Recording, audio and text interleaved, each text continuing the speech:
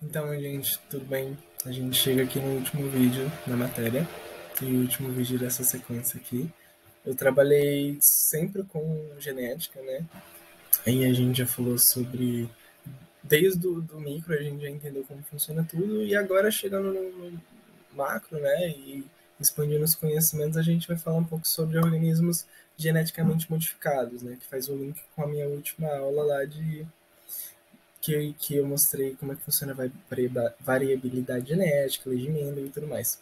Tudo certo? A gente vai ver aqui que organismos geneticamente modificados é muito.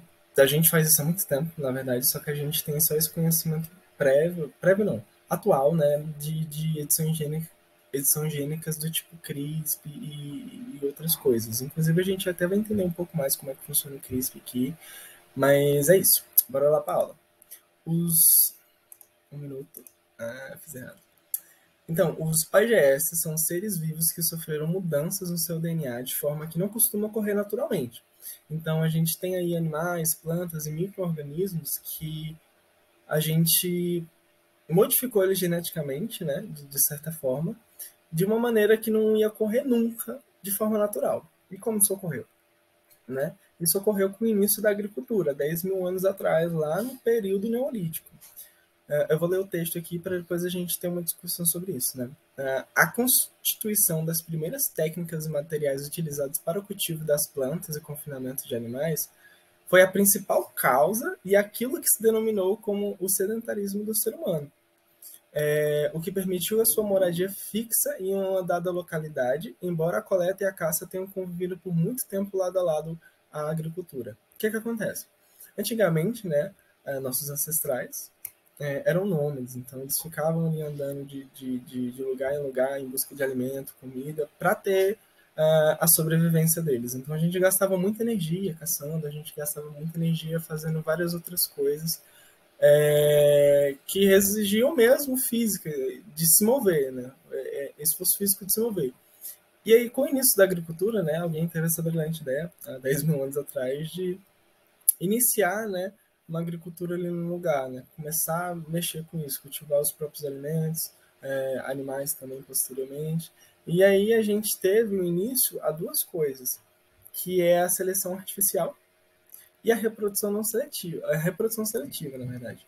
A seleção artificial, pensa ali no começo, né? Você estava ali plantando sementes, algumas sementes para o consumo, e aí você começa a escolher essas sementes de frutos melhores, né? Você fala, não, aquele fruto ali ele tá maior, aquele pé ali dá um fruto mais gostoso que o outro, aquele fruto ali, o fruto é melhor do que o outro, entende? E aí você começa a escolher a semente daquele fruto para plantar, para perpetuar aquela espécie. E eu acho que seria uma coisa muito natural assim do ser humano de estar fazendo, né? Então isso começou a ser artificial. E depois também semente de planta, né, que crescem melhor naquele local. A gente tem exemplo de milho, que como estava começando a crescer, escolhemos as sementes maiores. E assim, com essas micro escolhas, com essas pequenas escolhas, com o passar de muito tempo, a gente tem efeitos enormes como a gente tem hoje. Né? Então a gente tem ali elementos que antigamente com certeza não eram assim. Banana é um exemplo grandíssimo, né, cara? Hoje em dia a banana não tem semente, né? Então, isso foi um processo, né, de seleção e tudo mais, alteração. E aí a gente acabou tomando o lugar da seleção natural, em muitos casos, e a gente produziu inúmeros indivíduos geneticamente modificados sem perceber naquela época, né? Com certeza. Ou percebia, mas a gente não tinha consciência que a gente tem hoje, né? Acho que vocês entenderam. E aí teve a reprodução seletiva também, né? Que aí uma das principais características é o cruzamento de lobos. O cruzamento de lobos a gente conseguiu criar aí tipo inúmeras raças de cachorros muito diversas, de pinche, a chihuahua, a pastor alemão, a poodle. E, sério, uma diversidade enorme. Enorme, enorme. Apenas escolhendo características que a gente gostava, achava interessante. Então a gente selecionava aquilo, né, os pais, falavam, não, quero um filhote desses dois aqui, porque esse tem uma coisa que eu gosto e esse tem outra que eu gosto. E aí nessa junção, nesse vucu-vucu, saiu o que a gente tem hoje aí, né? E tudo mais. E aí a gente atualmente tem a engenharia genética, né? Então, no principal caso aí que a gente vai estar comentando, que é o CRISPR-Cas9, que a gente consegue criar com mais rapidez, com controle maior e com maior precisão, deletando ou acrescentando genes, né, visando mudar uma característica do organismo para que nos beneficie de maneira mais rápida. Então, a gente já tem isso que eu falei da seleção natural, da reprodução seletiva, a gente consegue fazer isso muito mais rápido com a alteração gênica, com a engenharia genética, que no caso seria muito legal estar comentando, que é o que a gente vai falar, que é o do CRISPR-9, porque é recente e tudo mais. Deixa eu pular logo para lá. Então, a gente vai começar a entender o que significa esse nome, o CRISPR. O que é o CRISPR? O CRISPR, né? O sistema CRISPR, ele vem do inglês Cluster Regularly Interspaced Short Polymeric Repeats. Eu acho que eu falei certo. Ou seja, repetições polindrômicas curtas, agrupadas e regularmente interpassadas. Muito difícil falar tudo isso aqui. Consiste em pequenas porções do DNA bacteriano compostas por repetições de nucleotídeos, que corresponde a uma região não codificante inserida no DNA bacteriano após o contato com o genoma invasores provenientes de bacteriófagos ou plasmídeos. Bacteriófagos são vírus que infectam bactérias e tudo mais. A gente vai ver um vídeo explicando melhor tudo isso aqui, né? Então, a transcrição do locus CRISPR resulta em pequenos fragmentos de RNA com capacidade de desempenhar o reconhecimento e atuar como um guia ao modo de orientar, né, a nuclease Cas, que é o segundo nome do método, né, para desempenhar que irá promover a clivagem e, consequentemente, a eliminação do DNA invasor, caso esse entre novamente com a bactéria, atuando como importante mecanismo de defesa contra DNAs invasores. Então, isso daqui é uma definição básica, mas é do CRISPR, do evento natural que ocorre dentro da bactéria, entendeu? A gente desenvolveu esse método a partir de coisas naturais, eu vou explicar melhor aqui mais para frente. E aí o CRISPR, ou o Cas9, o Cas9 é uma proteína associada, que é um RNA guiado a um DNA de uma enzima endonucleica associada com o CRISPR, que é aquele que a gente comentou. Os dois associados, né? Então, a gente viu que o CRISPR ele leva no lugar, basicamente, assim, faz toda a ação. E o Cas, ele vai fazer, essa associação vai fazer o reconhecimento e recorte. Eu vou explicar isso um pouquinho melhor, gente. Vai ficar muito abstrato se eu explicar desse jeito aqui. Então, a gente vai para o vídeo. Então, nesse vídeo aqui, a gente vai entender melhor. Esse daí é um bacteriófago entrando na bactéria. E aqui a gente vai entender como é que funciona esse sistema na prática, no natural, antes da gente começar a usar para a gente. Né? Então, o bacteriófago botou o DNA dele lá viral para, enfim, fazer o que ele faz. E aí a gente tem a Cas. A Cas são essas duas fitas aí que vão se unir ao CRISPR para formar o CRISPR-Cas9.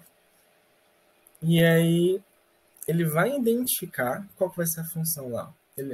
Tá vendo que o Cas, ele tem uma sequência que identifica com um DNA invasor, e aí a molécula completa ela faz o recorte, né,